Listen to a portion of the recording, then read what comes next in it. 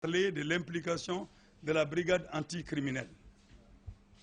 La brigade anticriminelle, nous courons derrière des informations. Donc nous ne pouvons pas le dire. Nous avons appris également qu'il y avait comme des snipers qui tiraient. Alors si des snipers tiraient, alors sachons que dans le dispositif de la Forsat, il est prévu des snipers.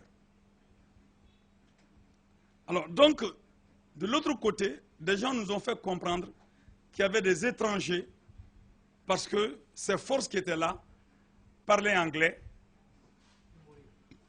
parlaient d'autres langues, parlaient moussi, parce que quand on dit waka, waka, tout le monde sait à moussi, ça veut dire viens. Bon, il y a des moussi en République du Mali, mais quand on dit waka et que les gens voient ce que c'est, on peut comprendre d'où ça vient, en tout cas dans tous les cas de figure. Comme nous avons droit sur les réseaux sociaux à des informations qui font état de Ahmed Bagayogo, parce qu'il faut qu'on le dise clairement, de Ahmed Bagayogo, c'est des informations que nous n'avons pas vérifiées, de Ahmed Bagayogo qui aurait négocié l'arrivée en République du Mali d'armes et de munitions. Nous ne pouvons pas l'affirmer. Comme nous avons appris également des gens qui disent que le président Alpha Condé a envoyé des mercenaires en République du Mali. Là, nous avons cherché à comprendre. Et là, le président Alpha Condé l'a nié en bloc. Là également, nous avons lancé des informations au niveau des gens que nous connaissons au niveau de la douane à Kourémalé, au niveau des transitaires. Là également, l'information n'a pas été du tout confirmée. Nous avons également approché l'ambassade de Guinée. Là également, l'information n'a pas été confirmée. Nous sommes prudents. Nous ne voulons pas mettre des luttes dans des luttes pour amener la confusion, pour diluer la responsabilité de nos dirigeants au Mali. Que Ahmed Bagayogo envoie des gens, que Alpha envoie des gens, ils passeront toujours par le régime d'Ibrahim Boubacar Keïta. Ils ne le feront pas si le régime d'Ibrahim Boubacar Keïta ne donne pas mandat. Nous allons donc prendre acte de ce que nous avons appris, mais en même temps vérifions, mais nous pensons qu'il ne faut pas se diluer. Ibrahim Boubacar Keïta est responsable de cette situation-là. Pas de confusion possible. Maintenant, chez nous, au niveau du MD, ce qui a été dit, c'est-à-dire que nous continuons le combat jusqu'à la démission d'Ibrahim Boubacar Keïta, ça a été dit au M5. Je vous dis ici solennellement que cela engage le MDP. Il n'est pas question pour nous de faire quelques attitudes sectaires ou fractionnelles dans cette lutte-là. Cette lutte, nous allons la mener jusqu'au bout et vous avez compris que nous sommes ensemble au M5.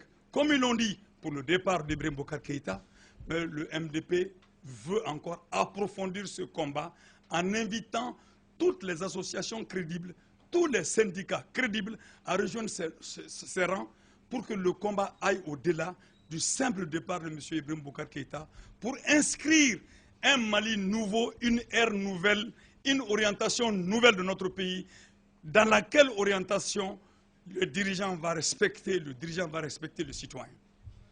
Le dirigeant va respecter religieusement le citoyen.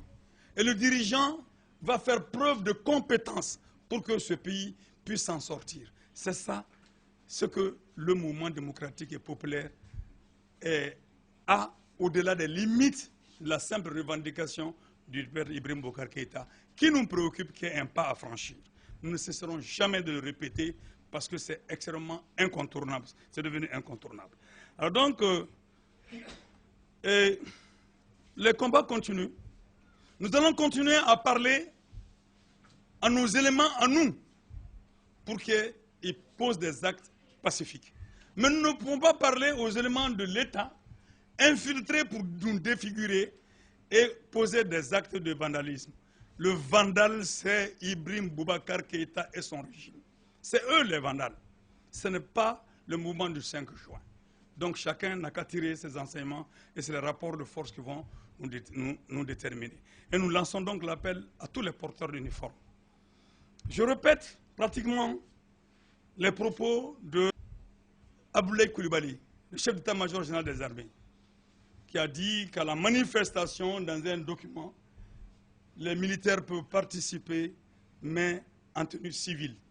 et il a dit que les piquets doivent être respectés, Alors nous aussi nous disons, après Ablaye Coulibaly, respectez, chers militaires, les piquets, et sachez que la tenue, vous avez à la mettre dehors, et chez vous, et venez grossir les rangs du manifestant, parce que chaque secteur a besoin aujourd'hui que le Mali change, que la gestion actuelle du Mali change.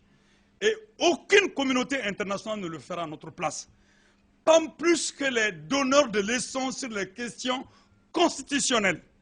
Pas la CEDEAO, pas l'Union européenne, encore moins un pseudo-ambassadeur qui a passé son temps ici à gérer le Mali au compte des intérêts français, un certain Normand, qui va nous dire que l'attitude que nous sommes en train d'adopter est une attitude antidémocratique, illégitime, pour faire partir un président de la République parce que cela est constitutionnel. Mais il vient d'où ce monsieur-là? Après avoir fait toutes ces déclarations, quelqu'un vient, il veut te tirer dessus, tu n'as pas à esquisser, tu dois attendre qu'il te tire dessus, après tu vas aller voir un avocat, tu vas aller voir un jour où tes enfants ou tes parents vont aller voir l'avocat, toi tu serais déjà mort. Le droit à la vie n'est pas une légitime défense, le peuple malien est en légitime défense aujourd'hui, et aucune constitution fictive ne va nous arrêter dans notre démarche. Parce qu'ils ont une démarche fictive de la Constitution. Alors, si vous dites que nous marchons contre la Constitution, et celui qui a violé la Constitution, et qui se trouve être l'élément indiqué à respecter et à faire respecter la Constitution, qu'est-ce que vous dites de ce dernier-là? Oui, il a mal fait, mais il doit rester à continuer à mal faire. Parce que nous allons être là, nous la France, nous la CEDEAO, nous allons être là. Et dès cet instant, la CEDEAO cesse d'être la CEDEAO des peuples pour être la CEDEAO des syndicats des chefs d'État eux-mêmes sous les ordres de leurs anciennes puissances colonisatrices. Au Mali, nous sommes des hommes dignes, nous sommes des femmes dignes. Nous avons un passé historique glorieux. Et ce passé historique glorieux, nous ne dormons pas là-dessus. Ce passé historique glorieux, nous nous en servons pour montrer que nous venons bel et bien de ces femmes et de ces hommes qui ont donné leur empreinte à cette nation-là pour montrer à la face du monde qu'ils n'ont pas laissé que des pacotis derrière. Ils ont laissé des enfants dignes qui vont continuer, s'appuyer sur ce qu'ils ont fait et continuer à aller de l'avance. C'est ça notre vision. Je vous remercie.